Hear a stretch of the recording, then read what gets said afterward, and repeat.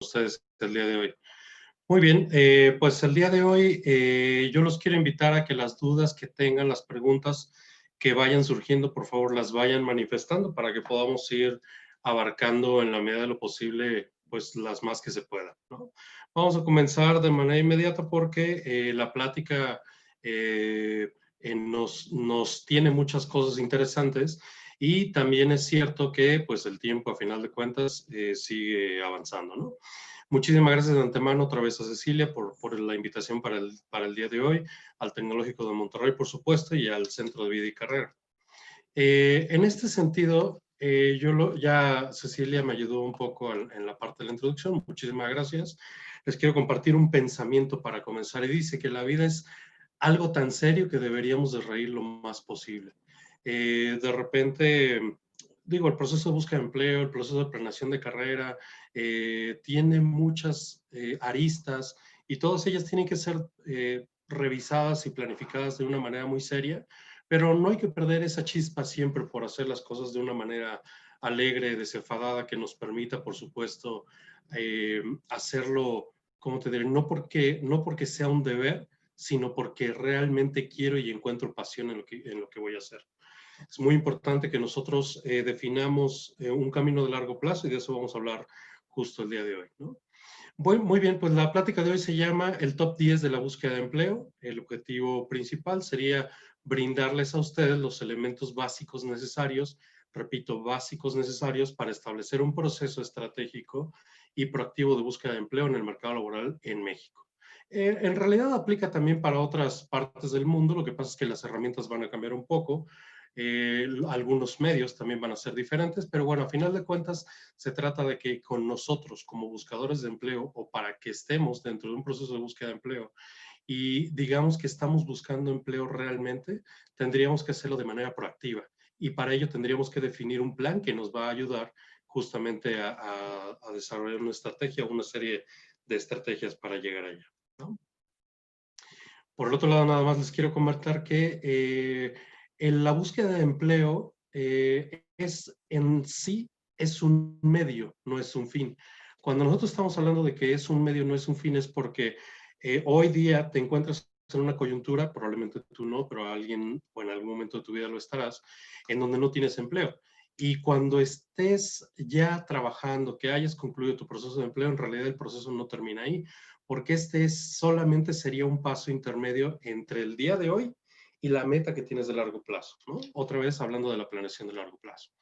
Muy bien, el punto número 1 es encuéntrate a ti mismo. Mucha gente empieza buscando empleo y no se da cuenta que ni siquiera está consigo mismo, ¿no? Esta gráfica que ustedes están viendo del lado derecho es una herramienta que se Todavía no utiliza en podemos coaching. ver tu Ah, presentación. perdón. Ya voy. Segundito.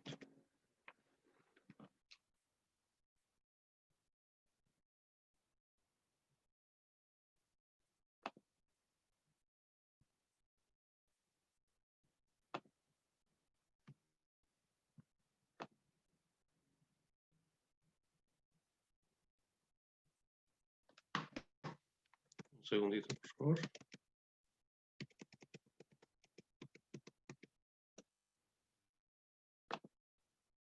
¿Sabes qué? Sí, que no me aparece el botón de compartir.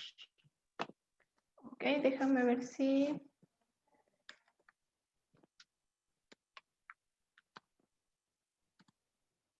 Ahora ya lo puedes ver.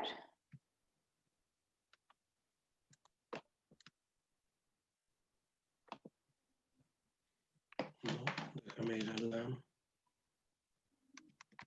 sesión de Zoom nuevamente. Perdón por este inconveniente técnico. No te preocupes. Quedará resuelto rápidamente.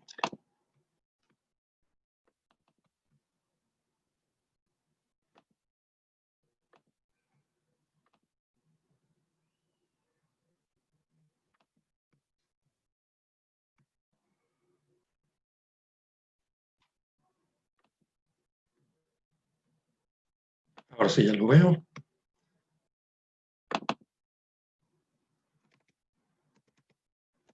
Ahora sí creo que ya me pueden ver, ¿verdad? Sí, ya, muchas gracias. Mil disculpas por por la distracción. Muy bien, entonces les comentaba, este punto número 1 es encontrarse a sí mismo. Es muy importante en un proceso de búsqueda de empleo, cuando yo estoy de cara al mercado, de cara a, digamos, una serie de condiciones, herramientas, situaciones en las que voy a vivir. Tengo que tener muy claro qué es lo que me motiva, qué es lo que me mueve, qué es lo que estoy buscando hacer en función de qué es lo que necesito resolver. Al día de hoy, pues obviamente yo lo que necesito es un empleo. Sí, pero ¿cómo estás en los otros ámbitos de tu vida? El empleo habitualmente te va a dar, pues digamos, un impulso en tu carrera, va a dar cierta solidez a tus finanzas, ¿no?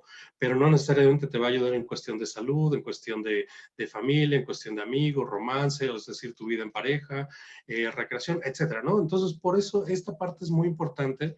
Hay herramientas que pueden encontrar en LinkedIn, digo, perdón, en Internet, que se llaman justamente la rueda de la vida. Yo les puedo compartir un archivo en donde ustedes literalmente asignan un valor a cada uno de estos aspectos y califican en una escala de 0 a 10, ¿no? ¿Qué es lo que significa y dónde está mi vida al día de hoy para saber qué es lo que tengo que trabajar? En este proceso de herramienta de coaching, de lo que se trata es que tú individualmente asumas, primero, que sepas en dónde estás y dos, asumas la responsabilidad de las 2 o 3 cosas más importantes que vas a trabajar, que tienen que ver con estos ámbitos que vemos ahora mismo en la pantalla, ¿no?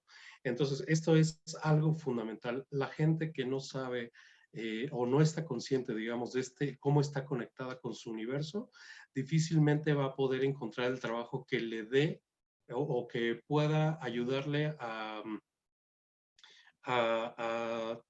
a traer una solución, digamos, a su vida, ¿no? Podría incluso traerle más problemas.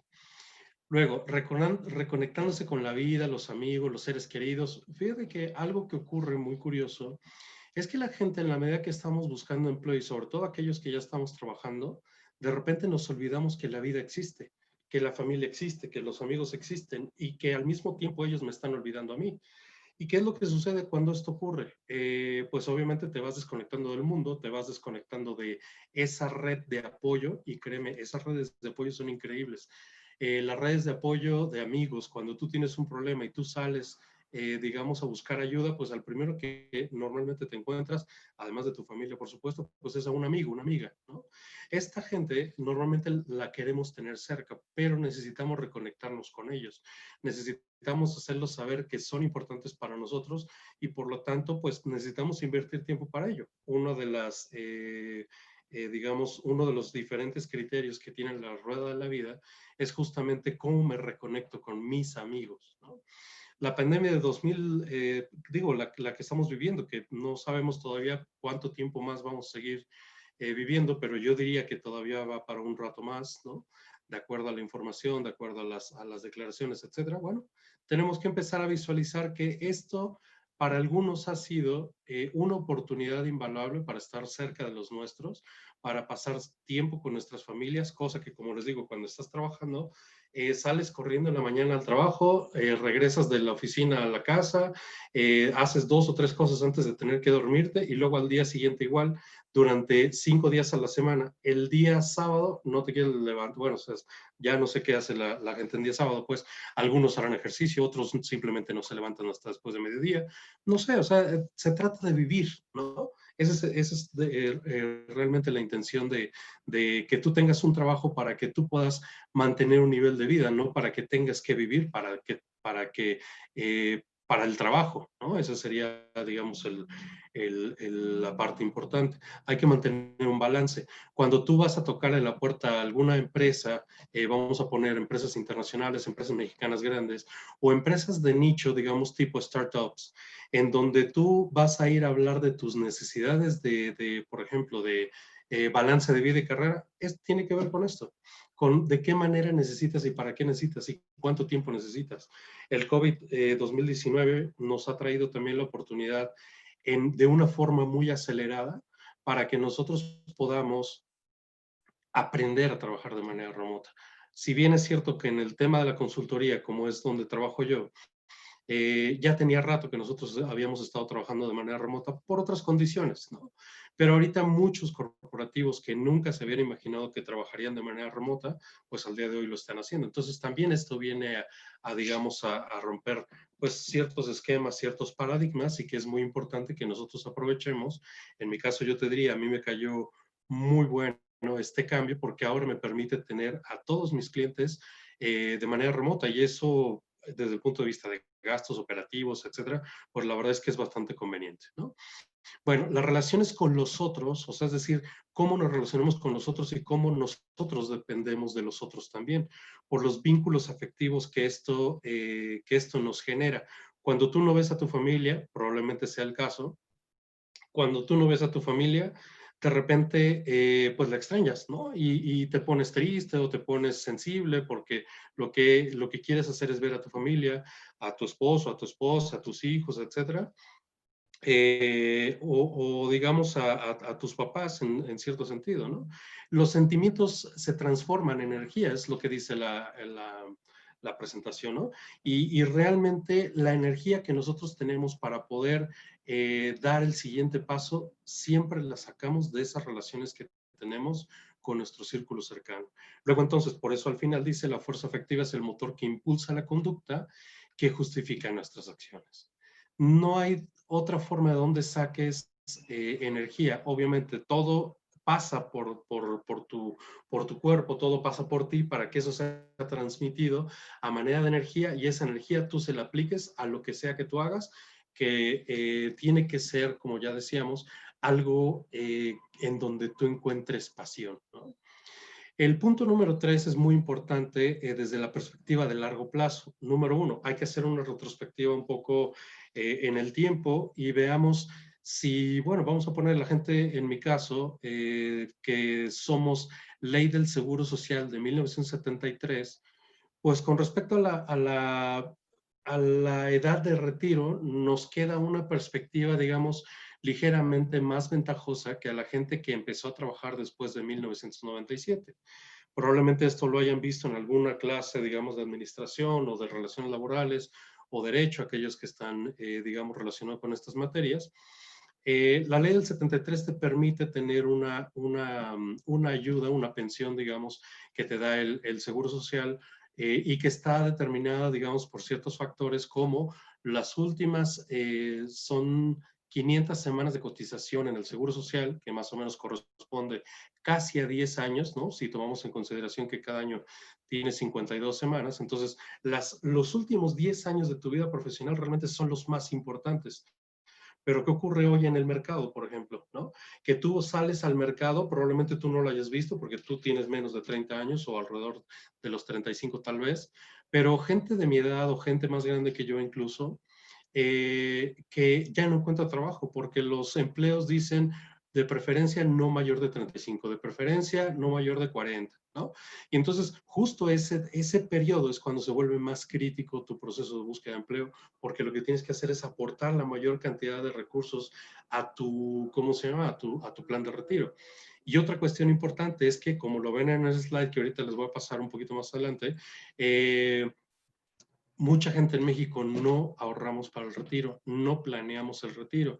Y hay cosas importantes, por ejemplo, la expectativa de vida en México, cuando la Ley Federal del Trabajo se creó en 1917, pues tenía un contexto nacional e internacional de sociedad, ¿no?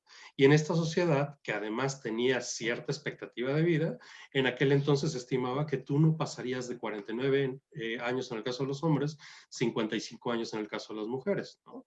Entonces, ¿esto qué quiere decir? Pues a ellos se les ocurrió buena idea hacer una edad de retiro a los 65 años para pensar que tú no ibas ni siquiera a llegar a tu edad de pensión, ¿no? Con el transcurrir del tiempo, con los avances tecnológicos, con los avances médicos, pues al día de hoy realmente la expectativa de vida para los hombres en México está alrededor de los 79 años y para las mujeres podría llegar hasta los 83 años.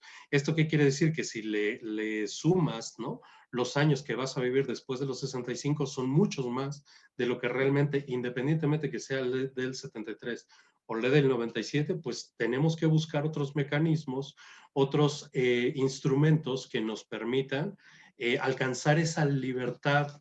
¿Cómo te diré? Pues le llaman por ahí en la Conducef, en la CONSAR, le llaman la libertad financiera, ¿no?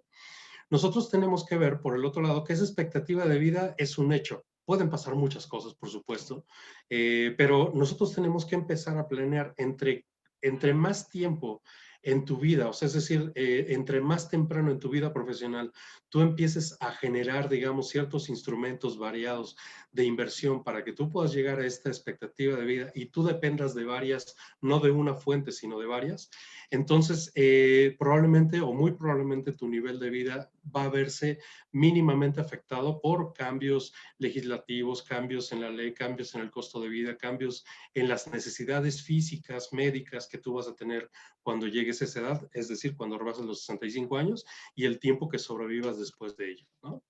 La expectativa de vida, entonces, y sobre todo para ustedes que son jóvenes y que, digamos, después de 1997 desaparece la ley, o mejor dicho, cambia la ley y con ello cambia también el sistema de pensiones en México.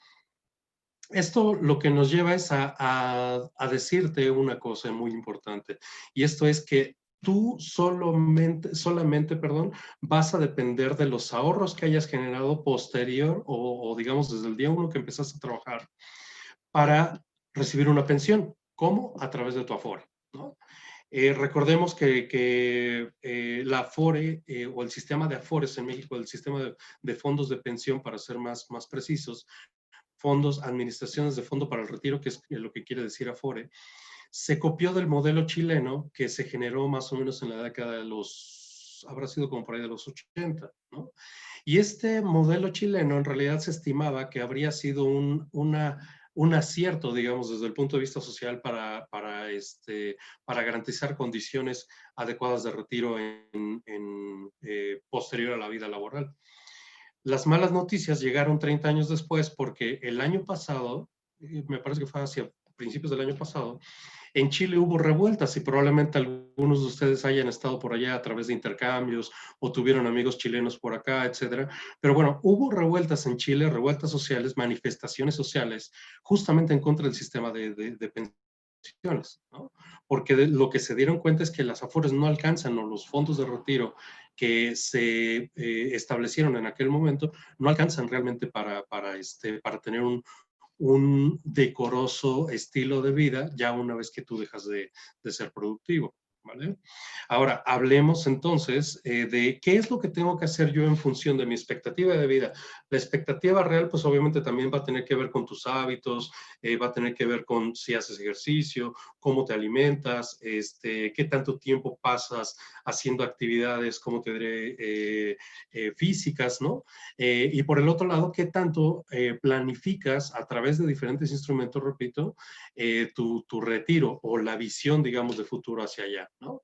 Si tú le restas a 65 la edad que tienes hoy, literalmente esos son los años que te quedan o los años que tienen, en tu caso yo diría que tienes una ventaja, porque desde hoy tú ya vas a saber cuántos años y cuánto dinero vas a poder ahorrar o vas a tener que ahorrar y cuáles son los instrumentos que vas a utilizar para poder llegar a ese momento de la mejor manera, ¿no?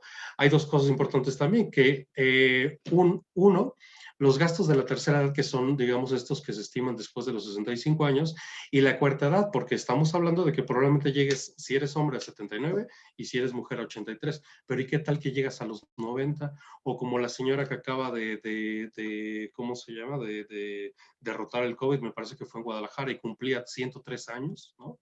¿Qué va a pasar con tus fondos en ese sentido?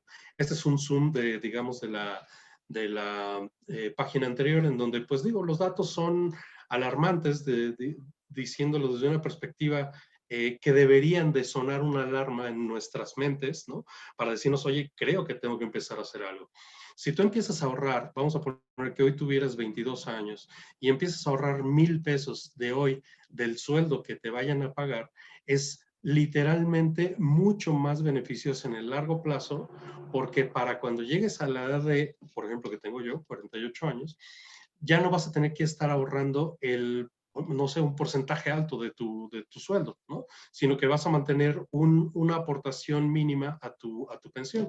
Si empiezas como yo, a mi edad, empiezas a hacer estas aportaciones, entonces yo tengo que dirigir hacia allá un gran porcentaje de mis ingresos. Yo creo que estaríamos hablando de entre un 30 a un 40% de los ingresos que yo genero al día de hoy para que yo pueda, digamos, de alguna forma garantizar un bienestar más allá de estos 65 años, ¿no? Pero si encima de eso vamos a poner mi esposa que no trabaja, o sí trabaja, bueno, en el caso de ella sí, pero vamos a poner que no trabajara, ¿no? Entonces ahora esto que yo estuviera aportando al fondo de retiro el día de hoy o a partir del día de hoy, pues tendría que hacerlo por dos. Entonces quiere decir que tendría que estar ahorrando entre el 60 y el 80% de mi dinero o de mis ingresos corrientes, ¿no?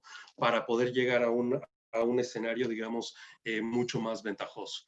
Por eso hay mucha gente que vive con sus familiares, o sea, es decir, mucha gente de la tercera edad que viven arrimados o que viven en condiciones lamentables porque no tuvieron, digamos, la visión de largo plazo de empezar a hacer estos ahorros, ¿no? 26% de la gente al día de hoy o de los trabajadores, digamos, ahorran para su jubilación. ¿Cuánto ahorran? Si ustedes lo ven en la parte inferior izquierda, dice 1,000 pesos, entre 1,000 y 3,000 pesos. El 70% de ellos, me parece bien, pero hay solamente una porción muy pequeña de aquellos que ahorran más de 5,000 pesos, ¿no? El 11% por ahí. Entonces, esto es algo que es importante, dice, las mejores opciones de ahorro para el retiro, según los mexicanos, y ahí tienes en la parte inferior derecha 4 instrumentos, bueno, son 5 con la Afore, ¿no? El 39% que piensa que la Afore le va a funcionar, 20% los fondos de inversión, ahorros en el banco 14%, ese dinero se lo va a comer la inflación, te lo aseguro, ¿no? Invertir en la bolsa el 11%, sí, pero necesitas ciertas condiciones, características y cierta preparación para poder estar realmente atento a la bolsa. Y por el otro lado, pensión en el Seguro Social, el 9%, pero ese 9% ya no formas tú parte de ese 9%, ¿no? El tema número 4 es definir justamente un plan financiero laboral de largo plazo. ¿Por qué? Porque como les decía, nosotros tenemos que definir un plan de largo plazo con metas intermedias o estaciones, ¿no? Como si pensáramos, digamos, en diferentes momentos que nos vamos a detener en nuestras vidas. ¿Cuáles son esos momentos? Momentos como el que estamos viviendo hoy. Momentos que por voluntad o no te van a llegar. ¿Esos cuáles son? Pues momentos en el que te quedas sin empleo. Y cuando tienes un solo ingreso y pierdes el empleo, créeme, llegan muchos cuestionamientos que te haces en ese momento. ¿Por qué no hice lo que pensé? ¿Por qué no empecé a ahorrar desde hace? Etcétera, etcétera. Y te empiezas a hacer un montón de cuestionamientos, ¿no? Por eso es importante el día de hoy definir un plan de largo plazo. Y dentro de ese plan de largo plazo, ¿cuál debo de visualizar? ¿Cuál sería mi horizonte? Pues el horizonte ya lo dijimos, de 65 hacia adelante, porque es donde ya no vas a tener en teoría el ingreso porque te habrás jubilado, ¿no? Y vas a recibir una pensión de la Afore. Calcula el dinero que tienes hoy en tu Afore y cuánto te va a dar y para cuántos años y en qué monto te va a dar por cuántos meses. Y te vas a dar cuenta que realmente eso no te va a dar, digamos, más allá probablemente de 5 o 7 años, pero ya después de ahí vas a tener que depender de otros instrumentos, ¿no? Por eso es importante revisarlo. Si yo empiezo a hacer un cálculo, por ejemplo, tengo 25 años para llegar a 65, pues es muy claro, me quedan 40, ¿no?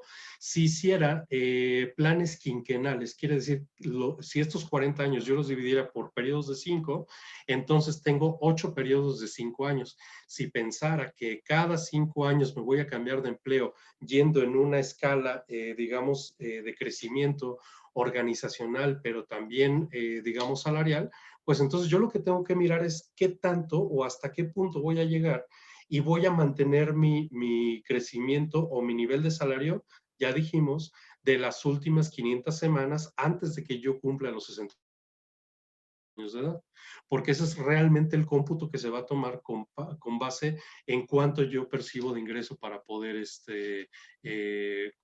realmente aportar, ¿no?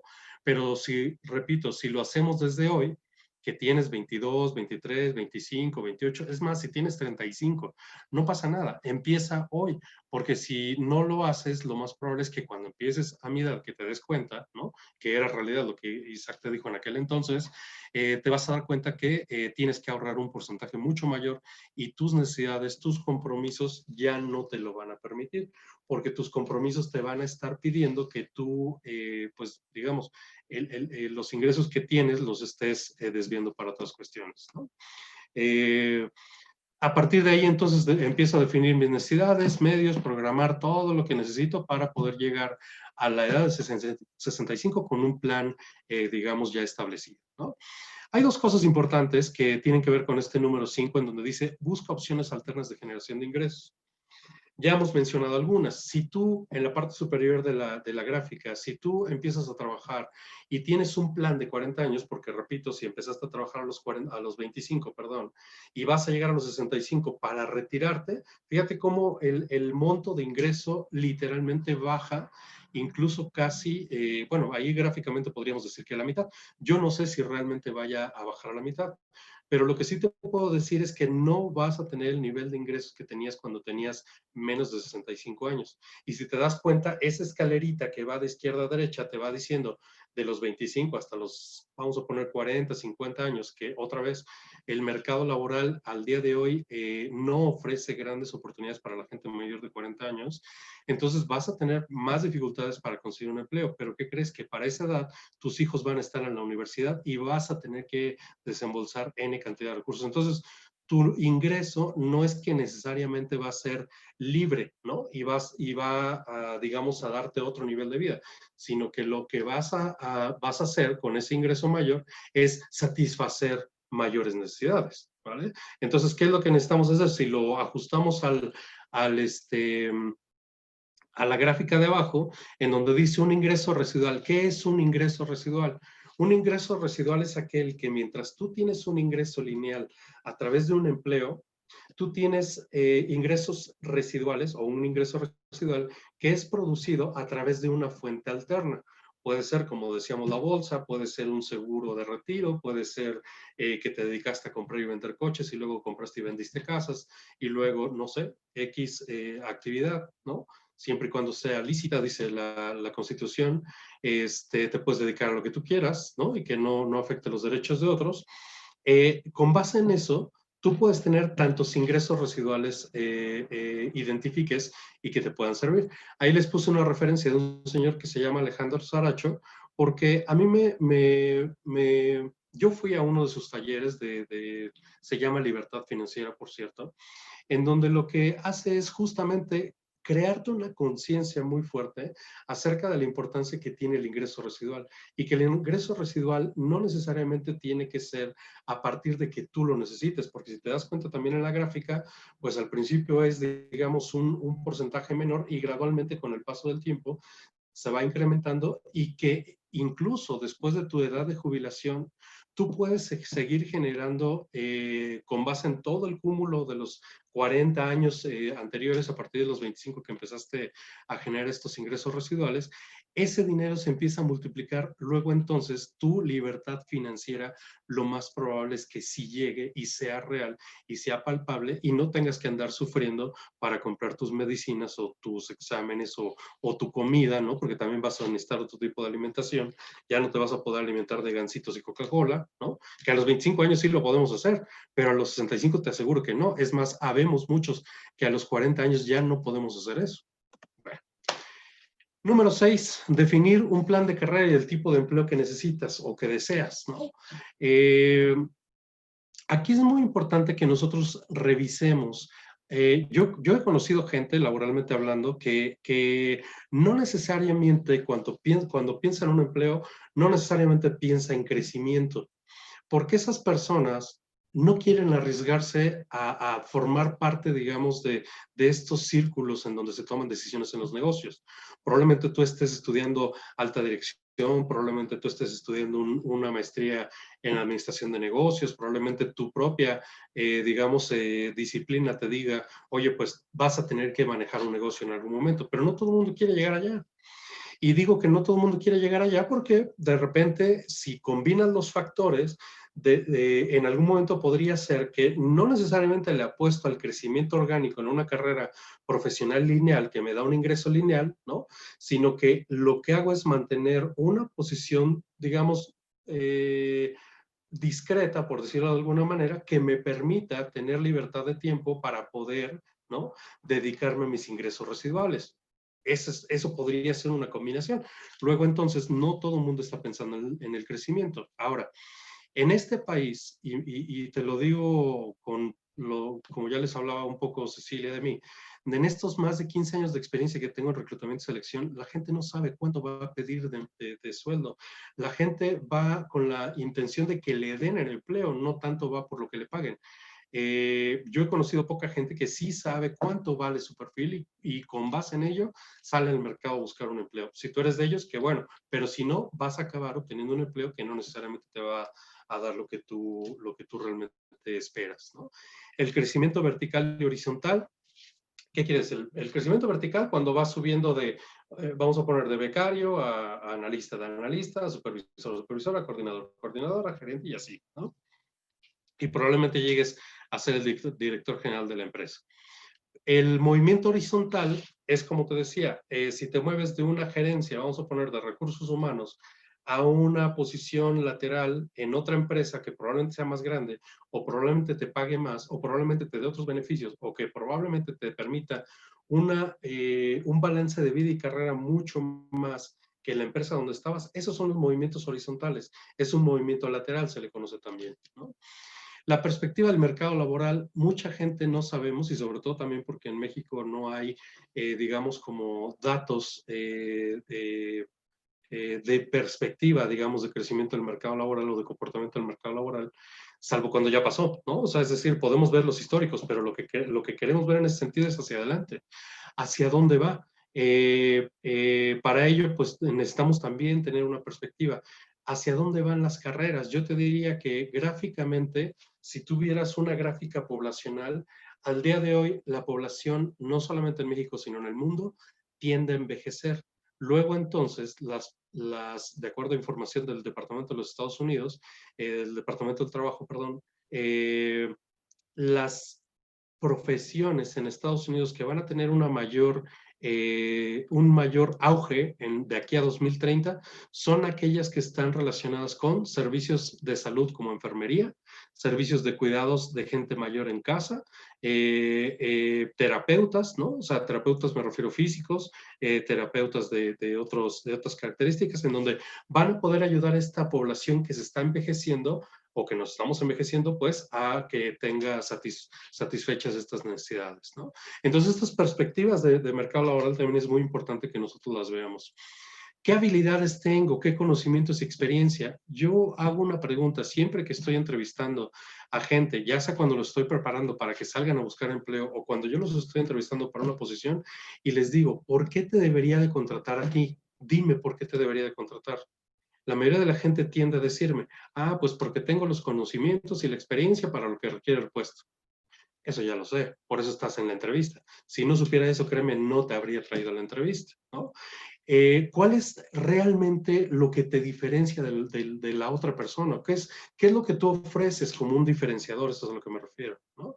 Entonces, mis habilidades, conocimientos, experiencia, sí, pero al mismo tiempo me ayudan o me limitan. Porque vamos a poner que en algún momento en el mercado hubo una necesidad de project managers, ¿no? O de project management professionals, que tú los puedes identificar en LinkedIn sobre todo o a lo mejor conoces a alguien que tiene un PMP, ¿no? Como marca registrada al lado de su nombre. A lo mejor alguien en tu familia lo es. Y eso fue algo que tuvo auge hace, pues digamos, unos 15 años y hasta hace como unos 3 o 4 años cuando el mercado empezó a cambiar. Al día de hoy con Amazon, Uber, todas estas empresas, digamos, de la nueva generación literalmente de aplicaciones, eso cambió porque entonces ya no buscan directores, sino buscan líderes, ¿no? Que tengan otras competencias, otros conocimientos y por supuesto estén dispuestos no a traer experiencias, sino a vivir y a crear otras experiencias, ¿no? Entonces, estas habilidades tenemos que tener muy claras. ¿Me van a ayudar o me van a limitar? Y en la medida que me limiten y que yo esté consciente de ello, tengo que revisar en el mercado cuáles son las que hay en tendencia, cuáles son las que de aquí a 2030 tengo que hacer. Por ejemplo, trabajar de manera colaborativa. 2, trabajar de manera remota. 3, hablar más de 2 idiomas. Y español, inglés está bien, pero te vas a limitar en la medida que tú no encuentres, por ejemplo, un nicho de mercado. ¿Cuántos de ustedes han estudiado japonés, por ejemplo? ¿No? Y si pensaras en trabajar en una empresa de la industria automotriz, te aseguro que tarde o temprano vas a acabar recalando con algún proveedor, algún cliente o alguna empresa japonesa, ¿no? Entonces, todo esto tiene que ver con hacia dónde voy y por lo tanto tengo que también mirar a mis habilidades. ¿Qué tipo de empleo puedo tener y cuánto voy a percibir de sueldo? Lo que les decía, la mayoría de la gente no sabemos, ni siquiera nos imaginamos qué empleo puedo tener. ¿Por qué? Pues porque no estoy consciente de mis habilidades, conocimientos y experiencia y tampoco estoy consciente en una línea de tiempo de futuro. No las estoy proyectando pues a futuro para decir si me van a ayudar o me van a limitar. Por lo tanto, el tipo de empleo sigue siendo algo como muy nebuloso en mi futuro y al mismo tiempo no tengo ni idea cuánto voy a cobrar por hacer eso. ¿Sí? Entonces son cuestiones muy importantes que nosotros tenemos que empezar a aterrizar para poder llegar a ese momento y poder tener, digamos, claridad, ¿no? La número 7, señoras y señores, señoritas, jóvenes, yo les sugiero que lean información de negocios. Yo les invito de verdad a que lean información de negocios, porque si van a invertir en la bolsa, porque si van a comprar bienes raíces, porque si van a comprar metales, porque si van a participar en la canasta, digamos, internacional de monedas, porque si van a hacer, no sé, cantidad, digamos, de inversiones o instrumentos que hay, si no estás informado, créeme, no vas a sacar los mejores rendimientos de lo que tú esperas obtener.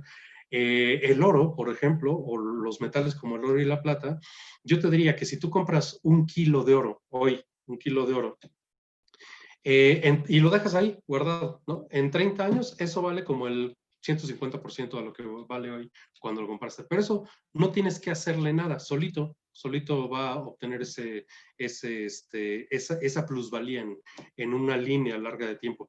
Más o menos consideran pues los analistas, yo me he puesto a investigar un poco en ello, de 20 a 30 años, que es donde tú podrías obtener el mayor beneficio. Si tú compras oro hoy para venderlo mañana, pierdes dinero, así de sencillo, ¿no? Entonces, estar informado es muy importante.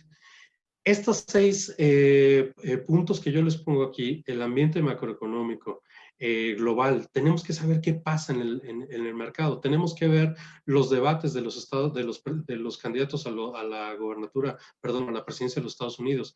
Tenemos que verlo, nos guste o no, porque nuestro país está ligado a la historia de los Estados Unidos y a su desarrollo económico. En la medida que ellos empiecen a mover su economía, la nuestra se va a mover. No va a ser al revés, se los aseguro. El ámbito nacional, el día de ayer salieron noticias importantes que solamente son una luz al final del túnel, ¿no? Y se habla de una inversión o un acuerdo de inversión público-privada que va a empezar a dar movimiento a la economía de este país. Bueno, eso te va a permitir tener cierta certidumbre en una línea de tiempo. La información por sector de la industria. En México hay más de 6.200.000 empresas, de acuerdo al INEGI, y es información de 2019, ¿no? Vamos a ver cuántas resultan después del COVID, ¿no? Para que podamos realmente saber de qué tamaño es el pastel de las empresas en México. Pero aún con todo, no podemos buscar empleo en 6 millones de empresas. Tendríamos que segmentar y decir, ok, a mí me interesan solamente 3 o 4 sectores de la industria. ¿Cuáles? Pues la industria automotriz, la industria de autopartes, la industria incluso dentro de la industria de autopartes, empresas que se dediquen a hacer piezas, ¿cómo te diré? Les llaman OEM, Original Equipment Manufacturer, ¿no? Y las otras que serían, digamos, como piezas genéricas, como bulbos, para faros de luz, digamos, los limpiaparabrisas, etcétera, que digamos ya son como productos genéricos, ¿no? Entonces yo tengo que empezar a visualizar en qué sector de la industria quiero estar.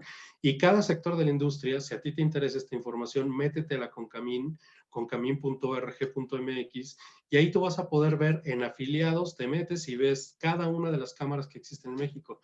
La Concamin realmente no las he contado, no te puedo decir cuántas confederaciones y cámaras hay, pero yo calculo que ha de haber más de 100, ¿no? Y dentro de ellas habrá, digamos, un gran número de estos 6 millones de empresas que te digo que existen en México, de acuerdo al INEGI. Tengo que investigar también, cuando estoy en un proceso de búsqueda, la compañía a la que le estoy tocando la puerta. No puedo llegar a una compañía y decirle, oigan, vengo a buscar empleo. Y cuando me pregunten, ¿y por qué te interesa trabajar con nosotros? Yo no voy a poder responderles porque no sé ni siquiera a qué se dedican, ¿no? Yo debo de saberlo y tengo que tener perfectamente claro por qué estoy ahí. Debo de tener una descripción del puesto al que estoy aplicando, porque sin la descripción del puesto realmente no sé a qué estoy yendo. Estoy yendo literalmente así, a ciegas, ¿no? Y lo que me vayan a preguntar, pues voy a dar bandazos con la información que voy a compartir, porque realmente no voy a saber para qué.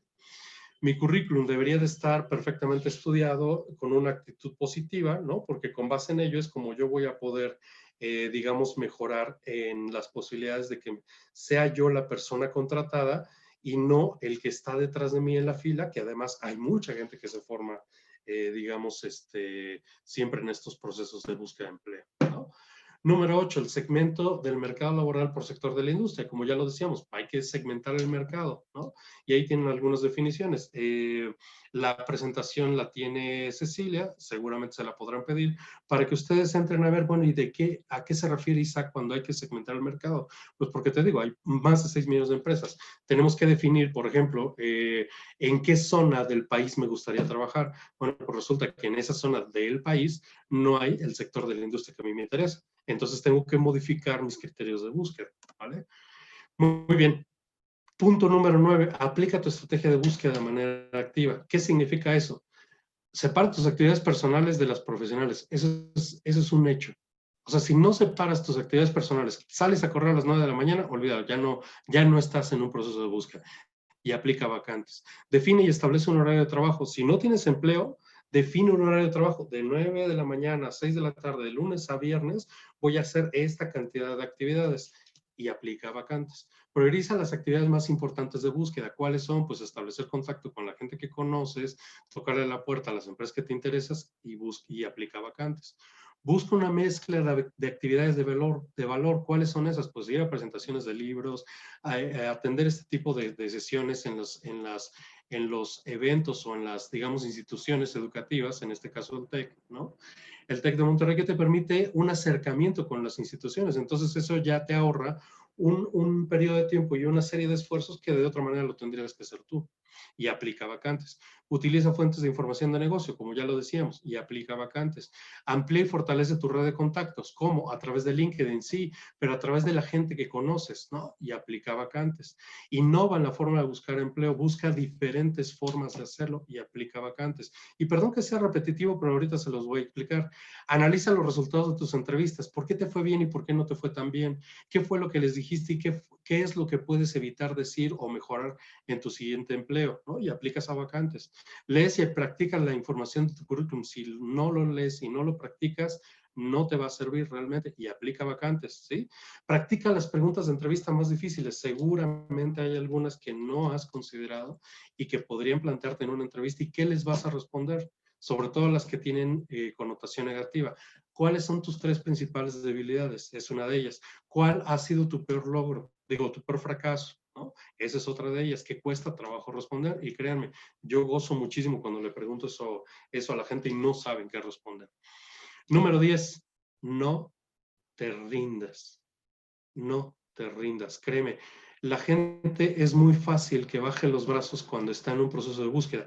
Yo he estado del otro lado de la mesa en donde tengo que buscar empleo y créeme, al no rendirme y ser innovador y buscar otras fuentes y mover mi red y buscar medios y todo lo que te acabo de decir, a mí me funciona y le ha funcionado a la gente a la que yo asesoro para estos procesos. A veces como ahorita en tiempos de crisis, pues los tiempos también son, digamos, un poco más extensos, ¿no? En función de cuándo empiezo y cuándo consigo el empleo. Pero a lo que voy es, en medio de esto, entre cuándo empiezo y cuándo consigo el empleo, están estos 10 pasos que te acabo de compartir. Dice, Charles Darwin, a través de la teoría de la evolución, dice que las especies que sobreviven, no son las más fuertes, ni las más rápidas, ni las más inteligentes, sino aquellas que se adaptan mejor al cambio. Eso es la resiliencia. Y es muy importante que tú definas o que sepas cuál es el nivel de resiliencia que tienes hoy por hoy y con base en eso vas a poder mejorar. Bueno, hasta aquí en mi presentación es todo. Yo estoy abierto a preguntas. Me pongo a la orden por si tienen alguna duda, alguna pregunta que quieran plantear.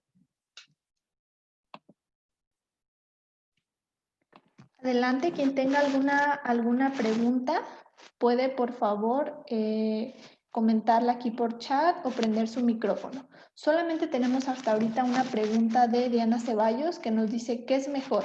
¿Plan de retiro tipo GNP o un Afore?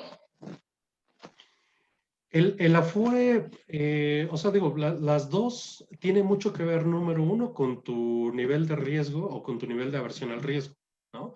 La Afore obviamente va a representar un riesgo menor porque no tienes que hacer nada. Lo único que tienes es que decidir a dónde vas a asignar tus ¿Me das 2 recursos, ¿no? A qué minutitos? Afores Ahorita le vas a dar. regreso la llamada para que no me esté esperando. ¿Sí? Le marco en 2 minutitos ahorita. Gracias. Perdón. Entonces, número uno, la Afore va a requerir que tú literalmente no hagas nada salvo elegirla, ¿no? En el caso del seguro, yo diría que podrían coexistir las dos opciones, ¿no? No necesariamente tienen que ser excluyentes.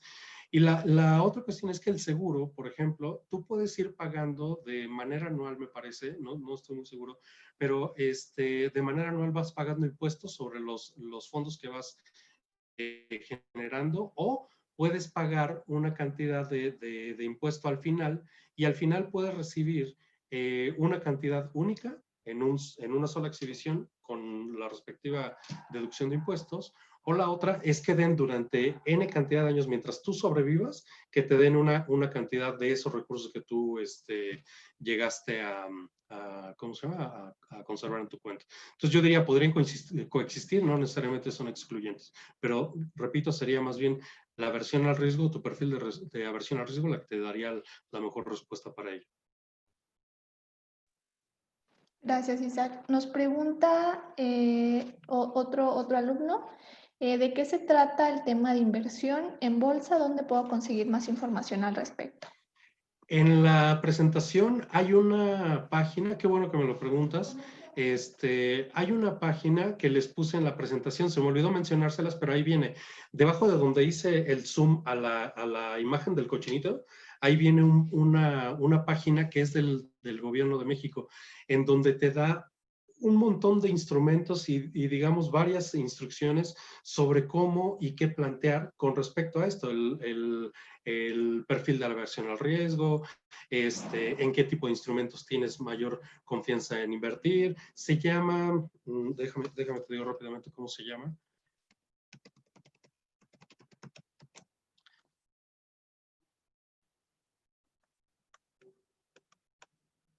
Se llama laventurademivida.gov.mx. Proyectos de pensión, así se llama. Laventurademivida.gov.mx, proyectos de pensión. Gracias. Vamos a tomar otras 2 preguntitas porque ya estamos sobre tiempo. Entonces, la siguiente es, ¿qué es mejor, buscar un trabajo con mejor pago o uno con mayor crecimiento? Excelente pregunta.